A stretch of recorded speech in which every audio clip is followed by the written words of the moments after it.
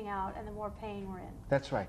It's another way of saying it is the less aware a person is of thinking, creating those experiences for them. So like you say, it is more projected out in terms of the world causing it rather than thinking. Yeah. Okay. And what I see is that the further people go below that line, the less able they are to control their behavior.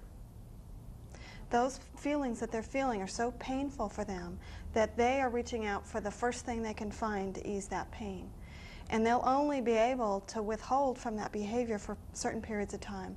That's why people who have an addiction, without some type of rise in their state of mind or an experience that helps them recover from their addiction, they return to addiction again, because without a change, they're living in that pain still. And only willpower will only hold out for so long. And I guarantee you that at those lower levels, people cannot control their own behavior. They won't. They just won't be able to. So the goal is really not to help people change their behavior. The goal is to help them get above the line. Okay. So they're living in a nicer state of mind. And then they have the experience of feeling like they have a choice about their behavior. Okay. Yeah, because it seems to me that the more pain you're in, the more survival level or instinctive behavior you're going to choose. You know, so that makes a lot of sense to me. Mm-hmm. So in terms of seeing people move up at the other end, I mean, have you experienced with your women at Mariposa actually seeing them make that movement? Yes. Okay. Can you tell us about that? Sure. I've had several clients that have really caught on to these ideas, and we're beginning to teach it more and more and incorporate it in the groups that we do, along with the traditional methods of helping people with chemical dependency. I have several cases that come to mind. One woman who had been suicidal, been in and out of mental institutions, had many therapists, had had chemical dependency treatment before, and what happened for her every time she relapsed or became suicidal was that old beliefs about her worth based on relationship got triggered. And she went to a state of mind where she felt abandoned and rejected and betrayed. And that experience, since she didn't know she was thinking, that experience was so real for her that the only solution she had was to check out, to leave the planet. Mm-hmm. And when she caught on to the fact that it's her mind reinforcing these conditioned thoughts that she has, she was able to let those go. In the beginning, they still would come through her mind occasionally, but she was able to just discard them. Then she began to see that she didn't even really have to entertain those thoughts, and she learned how to hold still mentally inside. And when she got to that place of quiet, what she came to for herself was that she didn't need a relationship at all. Well, and this reminds me very much of sort of a Zen meditative practice, which is part of that is simply sitting in a quiet state and noticing. No, I'm noticing I'm having these thoughts. I'm noticing, and that doesn't necessarily mean reacting or anything else, but noticing.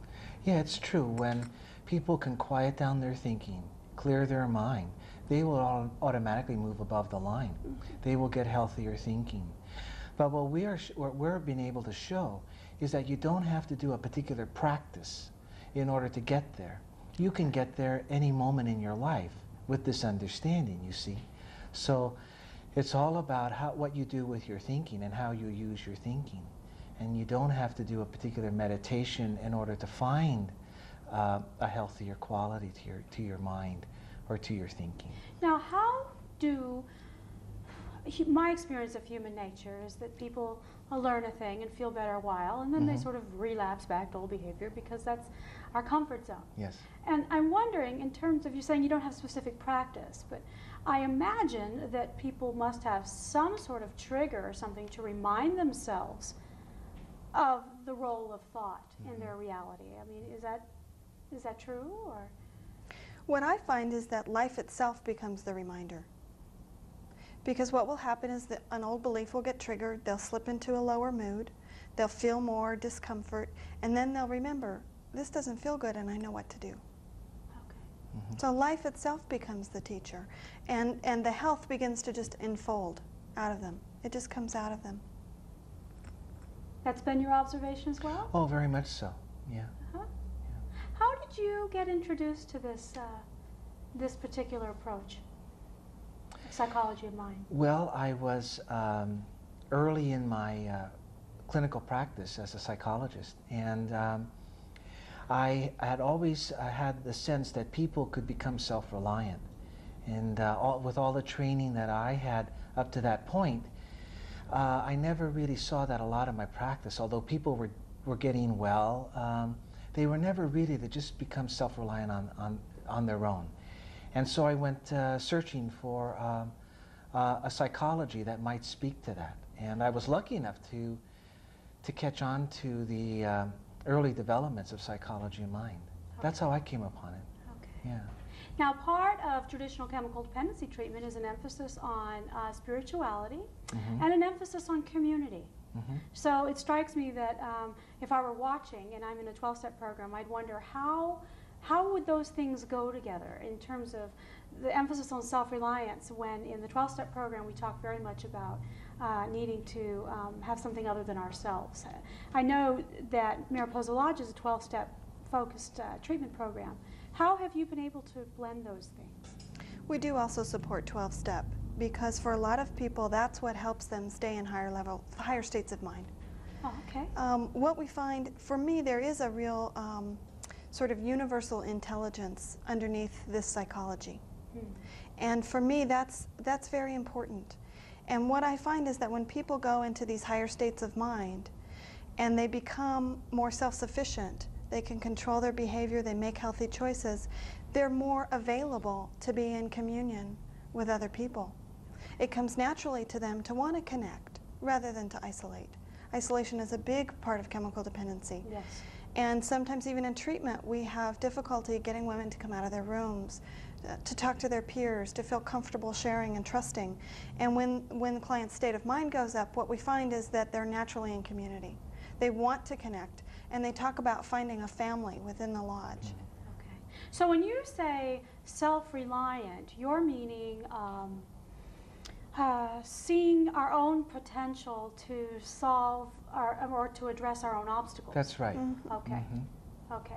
And maybe one of the ways I might choose to address an obstacle might be to include other people. Absolutely. Very much so, yeah. From my community. Right. But then in fact, I become aware that I have the choice to do that. That's right. See, the key here is that as you move above the line, you know, in terms of those states of mind, what it does really is keep what you're not doing is thinking about yourself. You really are thinking about others. It really does bring you outside of yourself. I mean, if you get into the feelings that come to someone above the line, they're all feelings that bring them out out of themselves in terms of focusing on others, like compassion or gratitude or forgiveness. And that's really what keeps people below the line. They keep asking in life, how am I doing, you know? And that's a great question if you want to lose self-esteem. If you want to lose self-esteem, go through the day continuing to ask yourself how you're doing. So when people gain this understanding, it really moves them away from their ego, their self-centeredness. And they do join with others, and they do help the world, actually. Well, that sounds like a marvelous place for us to close. Oh, good. Okay, the idea of moving from the internal to the external and then being able to actually feel more part of. Yes. So I'm glad you were here tonight. Oh, thank you for having us. Appreciate you making time. Oh, I'm glad to be here. Thank you for spending time with us this evening. Join us next week as we learn about managed care. I'm Mary Crocker Cook. Good night.